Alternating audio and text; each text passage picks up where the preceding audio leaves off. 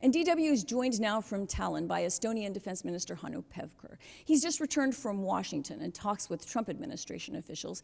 But Minister Pevkur, we're going to start our discussion instead with an important issue of today. Russian and Ukrainian representatives are holding their first talks in years. From Estonia's perspective, what are the prospects for these talks to actually possibly bring an end to this war? Well, I would say that it's more important globally and also for Europe what the perspectives are.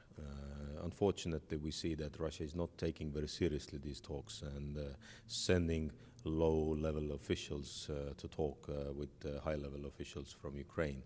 So this is also a message, unfortunately, an unpleasant message from Russians how to deal with the peace, how that they don't want to peace that actually is on the table. And now, to be honest, I don't have much expectations to that, what is happening at the moment in Istanbul. But of course, you know, as an optimist, I truly believe that we can find in one day also the solution for that war. But the U.S. is starting to get the picture that Putin is dragging his feet. You hear remarks like this out of Washington now more than you did before. So in some ways, that also is optimistic that perhaps the real picture of Russia's willingness to engage in these talks is finally becoming clear. Well, Ukraine has been very, let's say, productive and cooperative. They've been signing the mineral deal with the United States. They've been saying that they are ready to negotiate. They are ready to talk. They are ready to talk on the presidential level.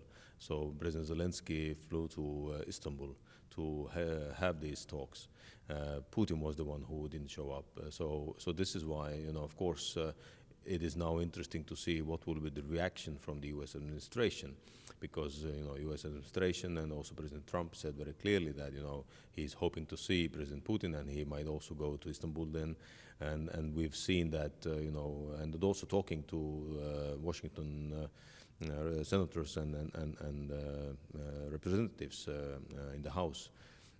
You know, I asked them that what will be the consequence if Putin will not come to Istanbul, and you know, I had different opinions. Many said that now this was the last, you know, drop of the let's say water that for President Trump, that now the sanctions bill will continue moving in the Congress.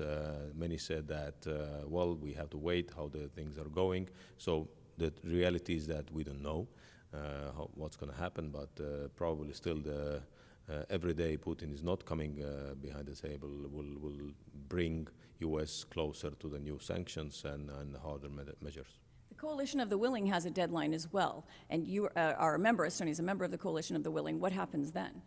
Well, the Coalition of the Willing is still alive in that sense that we've always said that when we need to guarantee the peace in Ukraine, then Europe is ready for that.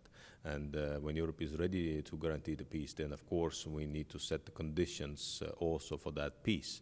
But the first precondition is, of course, that, you know, Ukraine wants to have the European forces in Ukraine. But let's see, you know, again, it needs to be clarified during the peace talks, and then we can see how we can move on also with the Coalition of the Willing. Something I think a lot of countries and people don't realize is that if there is a ceasefire, if we're being wildly optimistic and there's a ceasefire between Russia and Ukraine, Russia would be able to redirect its resources now being used in that war, possibly back up to the north, back up to the Finnish border, back up closer to Estonia's border with Russia. Does that worry you? Then you would have to realign your thinking for a sort of repopulated Russian border. Well, we've done that already for a long time, that we know what is the Russian plan, and then this is not a secret that they want to increase their presence or also in our neighborhood. They want to increase the full-sized number of troops to 1.5 million. They will increase the number of tanks, number of attack helicopters, number of infantry fighting vehicles in our neighborhood, so this is not a surprise for us. So we are preparing for that. This is why we also decided to go to much higher defense spendings. We are going above 5%. This is why we have, at this very moment when we are doing this interview here, a large scale, the biggest NATO exercise called the Hedgehog, where we had 18,000 troops close to the Russian border, where we had 6,000 allies, and and 14 allies altogether. So this was a huge exercise, and we are doing this to be ready to defend, and of course, first and foremost, to deter Russia and to prevent the war. I was actually on that exercise yesterday, and interestingly enough, during Exercise Hedgehog, Russia still sent a fighter jet into Estonian airspace, NATO airspace, as Estonia was attempting to escort one of these shadow tankers out of your territorial waters. This shows that Russia certainly hasn't taken its eye off the ball up here in the north as well. Do you think this signals, since it was the first time it happened, does this signal that Russia is willing to escalate its protection of these ships that are earning it billions upon billions of euros, of dollars in illegal oil transports? Well, first of all, we did escort the vessel to the Russian border and to the Russian waters. But what is important in this case is that first time ever Russia as a state basically declared that they are taking the responsibility over the shadow fleet, because this vessel, Jaguar, was sailing under the flag of Gabon. And then approaching our waters, it was removed at all. So it didn't have a flag at all at this very moment. So basically Russia was saying that they are defending and protecting the ship or the vessel without any flag. Basically what they did, officially Russia said that yes, we are behind of the shadow fleet. So, but of course, it is a new development, and now we will definitely discuss it also during the next DMM, and we will meet also in Brussels together with the EU ministers. So I had already the first discussions in the Nordic-Baltic group. So we have these discussions ongoing, but the main topic there is not about Russia showing up and bringing the fighter jets. The main topic is how to stop the shadow fleet, how to sanction the shadow fleet more, and how to restrict them moving freely in the Baltic Sea or in our waters. So this is more important, and this is more international approach. It can not be only Estonian approach. Well, and the 17th sanctions package is on its way, and I understand this ship that actually had just sailed past you may be on that list. Are you allowed to talk about that? Well, in total, we have around 500 shadow fleet vessels circulating here and sailing on the seas. And we know that 60 to 80% of the Russian oil export, which goes by the sea, goes through the Baltic Sea. So it's not a joke that we are dealing with that, or it's not a minor issue. It is a huge issue for Russia, and this is why, they also probably brought the fighter jets to escort that vessel together with Estonian vessels to the Russian waters. So it is a new situation. We have to deal with that, but still I would say that we have to deal with that collectively, because this is not only an Estonian issue. Well, and it reinforces how critical that cash is to the Kremlin, and certainly, therefore, to its war efforts. So it's ever more important. On another issue, just quickly, you've just come back from Washington. We're heading into the Hague Summit, and a lot of talk about defense spending. As you said, Estonia is already pledging over 5% of its GDP, but you've got countries that aren't even to the 2% that was agreed in 2014.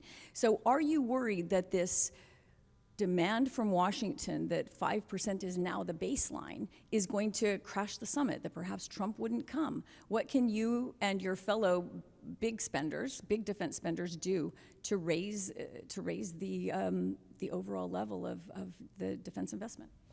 Well, we had just yesterday, the day before the meeting of the foreign ministers in Turkey, and the messages coming out from there give me some more hope that we can reach the consensus. But nevertheless, we have to understand a couple of things. First, we will never accept if there is any wish to change the definition of the defense spendings, because when we talk about the defense spendings, then we all understand what that means. And secondly, when we have this 5% goal, as a new base level, then it's also important to understand what is included to that additional 1.5% or whatever it will be added to these hard defense spending. So there are still many discussions ongoing. We will have the DMM in Brussels on the 5th of June, and hopefully also Secretary Hexet will come, and then we can have thorough discussions, because we will approve also the new capability targets. And when we will approve the new capability targets, then we will do that collectively. When we do that collectively, then nobody can say that, no, we are not agreed with the new capability targets. And when you want to have these capability targets fulfilled, then you need to invest more money into defense. Well, this is getting a bit geeky, but many countries say if you sign on to those capability targets, which you're expected to do at the next defense ministers meeting, as you say, most countries already will have to spend north of 3.5% to simply fulfill those promises. So you already would be at a much higher level if everybody agrees, as you predict.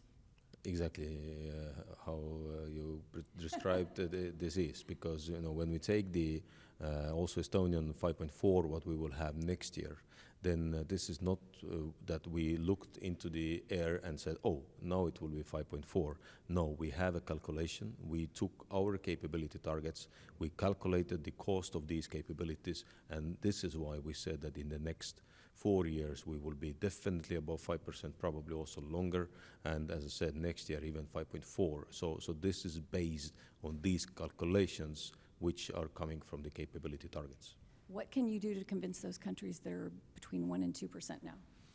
Well, I believe that one for all for one principle is still valid. This is important, and also what is important to understand is that when we are in the club, and when we commit to something, and when we agree on something, then we also want to achieve these goals.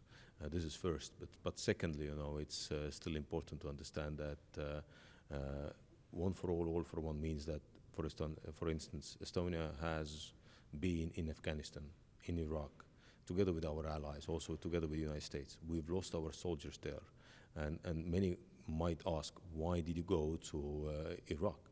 Because we were together with our allies. And this is exactly what it's about. We've been able to keep the peace in NATO for 76 years now already. And I hope that we can be able to keep the peace in NATO for the next 76 or 760 years. Important weeks ahead. Thank you very much, Estonian Defense Minister Hanno Pevkur, joining us here in Tallinn.